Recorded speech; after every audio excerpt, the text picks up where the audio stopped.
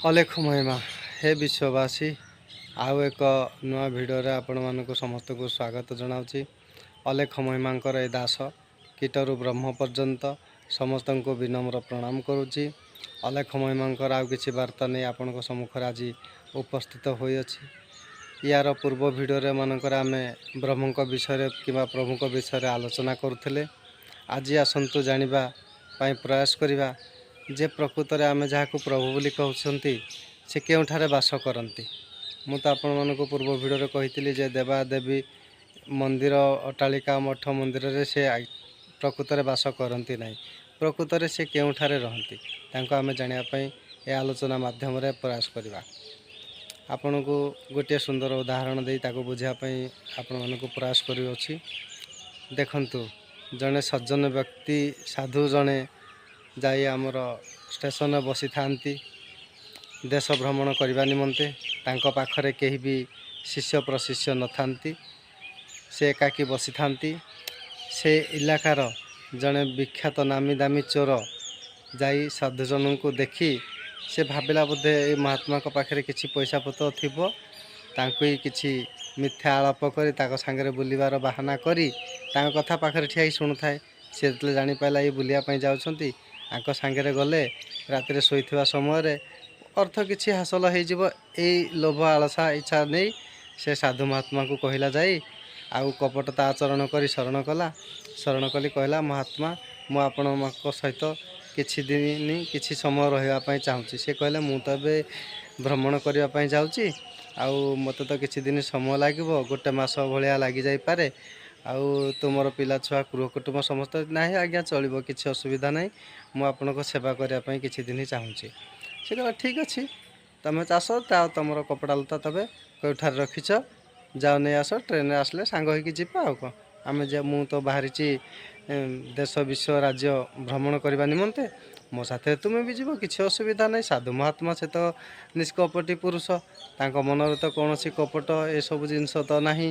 ତେଣୁକରି ସେ ଡାକିଲେ।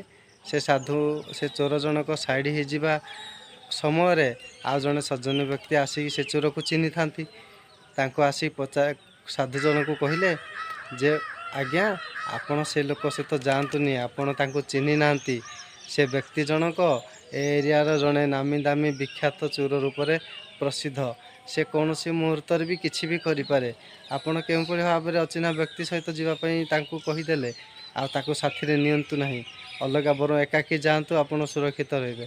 ସାଧୁ ମହାତ୍ମା କହିଲେ, ମୋ ପାଖରେ ବା କ'ଣ ଅଛି, ସେ କ'ଣ ନେଇକି ଯିବ ମୋ ପାଖରେ? କିଛି ନାହିଁ, ସେ ଯାଉ, ଅସୁବିଧା କ'ଣ ଅଛି? ସେ ପରମାତ୍ମା ତ ଅଛନ୍ତି, ତା ଭିତରେ ବି ତ ସେ ପରମାତ୍ମା ଅଛନ୍ତି। ସେ ତ ସରଳ ବିଶ୍ୱାସୀ ସନ୍ଥ ଜଣକ। ତାଙ୍କରି ସେ ବାପା ଜଣକ ସେତିକି କହି ଚାଲିଗଲା ପରେ ସେ ଚୋର ଆସି ପହଞ୍ଚିଲା। ତାଙ୍କ ଟ୍ରେନ୍ ସମୟ ଆସିକି ପହଞ୍ଚିଗଲା, ଟ୍ରେନ୍ ବି ଆସି ଲାଗିଗଲା।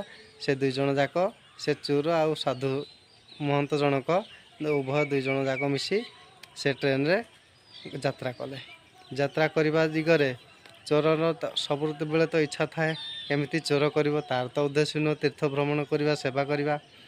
ସେ ଦିନବେଳେ ଦେଖେ, ଦିନବେଳେ ଦେଖେ ଯେ ସାଧୁ ମହାତ୍ମା ଜଣକ ତାକୁ ପଇସା ଦିଅନ୍ତି, ଆଉ ଏଇ ଜିନିଷ ଆଣିବୁ, ସେଇ ଜିନିଷ ଆଣିବୁ, ସେ ଆଣି ସବୁ ପାଖରେ ସାଧୁ ମହାତ୍ମାଙ୍କ ପାଖରେ ଦିଏ। ଆଉ ସେ ବି ଦେଖି ଜାଣିବାକୁ ଅନୁଭବ କରିପାରିଲା ଯେ ସାଧୁ ମହାତ୍ମାଙ୍କ ପାଖରେ ଅନେକ ପରିମାଣରେ ପଇସା ଅଛି। ସେ କ'ଣ କଲା ନା ସବୁ ତାକୁ ନେବା ପାଇଁ ହଡ଼ପ କରିବା ପାଇଁ ଚେଷ୍ଟା କଲା। ତ ସାଧୁ ମହାତ୍ମା ତାଙ୍କୁ କ'ଣ କରନ୍ତି, ତାଙ୍କୁ ଉଚିତ ଜାଗାରେ ଲୁଚେଇ ଦିଅନ୍ତି। ସେ ବିଚରା ଦିନଯାକ ତାଙ୍କ ସେବା କରେ। ରାତି ସମୟରେ ସାଧୁ ମହାତ୍ମା ଶୋଇଲା ପରେ ତାଙ୍କ ଗଣ୍ଠୁଲି ପତ୍ର ସବୁ ଚେକ୍ କରେ, କିନ୍ତୁ ପଇସାକୁ ସେ ପାଇପାରେ ନାହିଁ।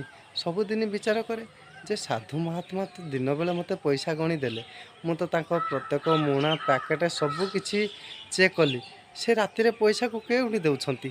ଏମିତି ଦିନ ପରେ ଦିନ ବିତିଗଲା, 15 ଦିନ ଏମିତି ହେଇକିରି ଗୋଟିଏ ମାସ ତାଙ୍କର ଅତିବାହିତ ହୋଇଗଲା। ଚୋର ସାଧୁ ମହାତ୍ମାଙ୍କର ପଇସା କେଉଁଠାରେ ରଖନ୍ତି ଆଦି ଅନ୍ତ କିଛି ବି ପାଇପାରିଲା ନାହିଁ।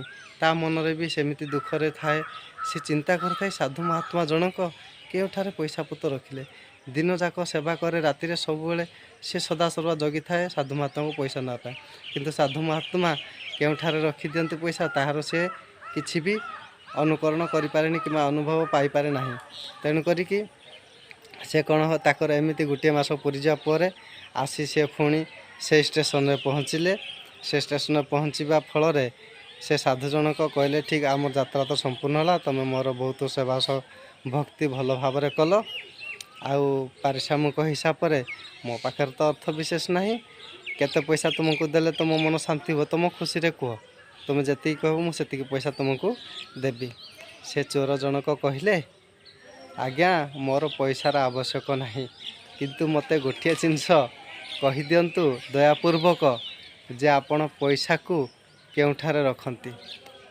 आउ मु तांको सबुदिन खोजे। ता पूर्वर साधु महात्मा को से कही सारा आपण बोधे जानी ना, कहला मु सबू जानी, तमें होच ए अंचलर गोटे विख्यात नामी दामी चोर। मु जानिला पर कहला आपण जानिला पर भी मते साथी रे नेकी गले। कहला असुविधा कौन है, तुम तो मो साथी थिल, मोर सेवा भक्ति भल से कल, किछ तुम चोर हेले मोर कौन अच्छी, तुम कर्म तुम करुछ, मो कर्म मु करुछि, मोर तो किसी तुम क्षति करिन, मोर उल्टी सेवा भक्ति कल, संतुष्ट मु तुम सेवार संतुष्ट हेली। एबे तुम कहतु तुमर पारिश्रमिक मूल्य जहाँ कहबो मु ताकू देबी। से चोर जनक कौन कहले जानिछंती साधु महात्मा को, कहले महाप्रभु आपणक अर्थ मोर आवश्यक नहीं, खाली गोटे कौशल मते बतई दिंतु जे आपणकर अर्थ को केउठारे लुचई रखुथिले। मु एते कुशल चोर हेई मध्य आपण जानी मध्य मु सबुदिन राति आपणकर पैसा चेक करुଥାଏ, सबुदिन जानिया पई प्रयास करुଥାଏ जे आपणकर पैसा केउठारे अच्छी बोली ताहा जानिया पई प्रयास, किंतु आज पर्यंत गोटे मास आपणक सहित अतिबाहित कली, यात्रा कली, से गोटे मास भितरे भी मु आपणकर पैसा केउठा रखुची जहाँ जानी पालेनी। हे कौशलटी दयापूर्वक मते बतई दिंतु, मोर अर्थर आवश्यक नाही। से साधु महात्मा जनक कहले अरे पागल, तू सिने तू जीवन सारा मो मुणारे खोजी चलु जे अर्थ केउठार अच्छी, अर्थ केउठार अच्छी। मु राति शुई थाए, तू मते मो मुणा फुणा सब चेक करी मो पाखरे पैसा खोजु थाउ, किंतु तू प्रकृत में जानी पालु नहीं जे पैसा केउठार अच्छी। मु सबुदिन कौन करे संध्या समय ना तते पठे दिए जा पानी बोतल, सागे सागे गाड़ी छिड़ा हम ताकू पठे दे बाबा जा पानी बोतल नहीं आसे।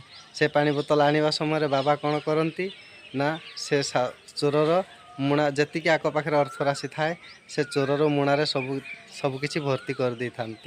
तो यांक पाखे आउ किसी भी पैसा न थाए, पुणी सकाळ पाइले से भाव में किसी बाहाना कर बाहर को पठे दिंती, आ मुणा भर पुणी पैसा नहीं आसती।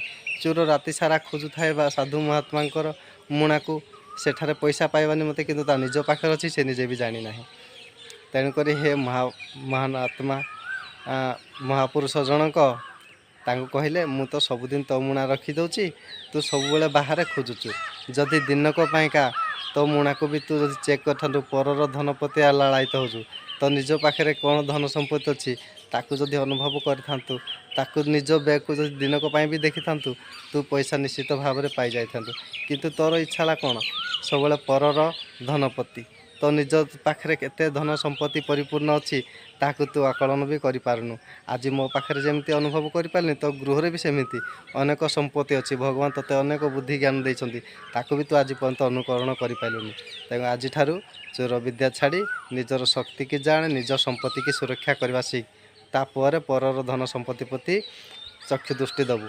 से चोर जनक सांगे सांगे से साधु महात्मा ता मनरे वैराग्य भाव जात है, चरण आश्रित हो दीक्षित हो शिष्य हो से जाई आश्रम को चलीगला। चिंता करंतु आमे भी सेहीपरि भाव में सुंदर उदाहरण टे आपण मानकु कहीं देली ना, देखंतु आमे भी सेहीपरि भाव में परमात्मा तांको निर्मित शरीर तैयारी करी तांको शरीर भितर ही से निजे वास करुछंती। आमको ये जो दुर्लभ शरीर बनई सकल घटरे नारायण से तत्व से समस्त शरीर में विद्यमान अच्छा। आम ये शरीर टी परमात्मा ही बनई, किंतु आमे जते संसार देखुंत मठ मंदिर अट्टालिका ए सब को किए बनई, आमे बनई, किंतु आमे बनई मंदिर मंदिर मठरे आश्रम रे परमात्मा रुहंती नहीं, तांको निज बनई तैयारी करिथिया मंदिर रे ही परमात्मा वास करती। तेणुकर आम निजको आम चिन्ह न पारी आम भितर प्रभु समाहित अच्छी ताको आम अनुभव न करी आम बाहर मठ मंदिर में खोजती। तेणुकर आज भिडियो निश्चित भाव में आपण मैंने जानीपारे अनेक पुराण शास्त्र भी पढ़ुंट, प्रकृत में प्रभु परमात्मा बोले आम जहाँ को कहते सी आम अंतर भितर ବିରାଜମାନ କରିଛନ୍ତି। ତେଣୁକରି ଆମେ ତାଙ୍କୁ ବାହ୍ୟରେ ଖୋଜିବା ଆବଶ୍ୟକ ନାହିଁ। ସକଳ ଘଟରେ ନାରାୟଣଙ୍କୁ ଦର୍ଶନ କରିବା ପାଇଁ ଆପଣମାନେ ଚେଷ୍ଟା କରନ୍ତୁ। ପ୍ରତ୍ୟେକ ଜୀବଠାରେ ପରମାତ୍ମାଙ୍କର ବାସ ଅଛି। ପ୍ରତ୍ୟେକ ଜୀବକୁ ପରମାତ୍ମା ଭାବି ଆପଣ ନମସ୍ୟ କରନ୍ତୁ। ସେଥିରେ ହିଁ ଆପଣମାନେ ପରମ ଆନନ୍ଦ ପାଇପାରିବେ। ସେ ପରମ ସତ୍ୟକୁ ଜାଣିପାରିବେ କିମ୍ବା ସେ ପ୍ରଭୁଙ୍କୁ ଦର୍ଶନ କରିପାରିବେ। ଆଜିର ଭିଡ଼ିଓରେ ରଖୁଛି ଏତିକି। ଆହୁରି ଆଗାମୀ ଭିଡ଼ିଓ ମାନଙ୍କରେ ଆପଣମାନଙ୍କୁ ସନ୍ଦେହ ମୋଚନ କରିବା ନିମନ୍ତେ ଆଜି ତ ନିଶ୍ଚିତ ଭାବରେ ଆପଣମାନଙ୍କର ସନ୍ଦେହ ମୋଚନ ହୋଇଯାଇଥିବ। ଯଦି ବି ଆଉ କିଛି ରହିଯାଇଥିବ ଆଉ କିଛି ଉଦାହରଣ ସ୍ୱରୂପ ଦେଇ ଆପଣମାନଙ୍କୁ ଆଗାମୀ ଭିଡ଼ିଓ ମାନଙ୍କରେ ନିଶ୍ଚିତ ଭାବରେ ଜଣାଇବି। ଆଜିର ଭିଡ଼ିଓରେ ରଖୁଛି ଏତିକି। ବିଶ୍ୱ କଲ୍ୟାଣର ମଙ୍ଗଳ ହେଉ। ଅଲେଖ ମହିମାଙ୍କର ଆଶୀର୍ବାଦ ସମସ୍ତଙ୍କୁ ପ୍ରାପ୍ତ ହେଉ। ଅଖଣ୍ଡ ବ୍ରହ୍ମଙ୍କ ଦୟା ହେଉ। ଅଲେଖ ମହିମା, ଅଲେଖ ମହିମା, ଅଲେଖ ମହିମା।